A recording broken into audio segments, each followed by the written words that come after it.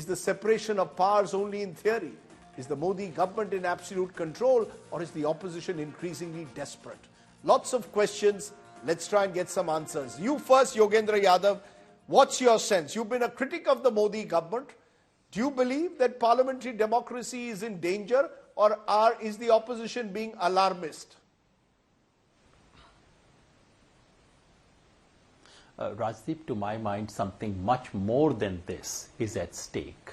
There comes a moment in the life of a nation where suddenly things that have been happening gradually come to you in a flash, and then you suddenly see the big picture. The expulsion of 140 MPs was one such moment.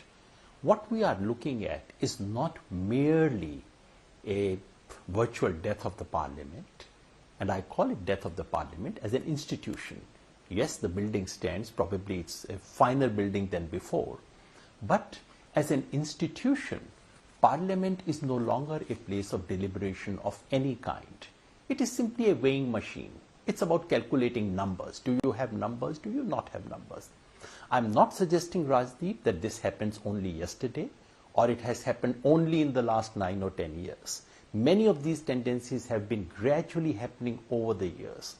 But what we saw this time has brought it to a point where we can virtually say that the parliament as an institution really has no meaning in this country. But it's much more than simply what I would call the death of parliament as an institution.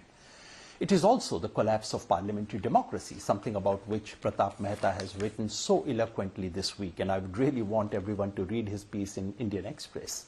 Basically, the fiction of legislature, executive, judiciary has disappeared. It's an executive rule, untrammeled, uncontrolled, unregulated rule of the executive. So it's more than that. You're suggesting what we are heading... witnessing is really, Rajdeep, just 2 more steps. Please go ahead. Yeah. I wanted to say it's not merely parliamentary democracy, Rajdeep. What we are looking at is actually something which is happening in several countries of the world, a virtual murder of democracy itself, because it's not just parliament executive. Look at what the media is doing. Look at what's happening to public opinion. Look at all other institutions.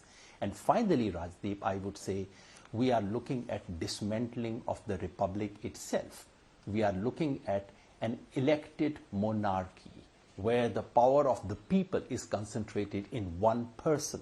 So this really, to my mind, is the challenge that we are facing.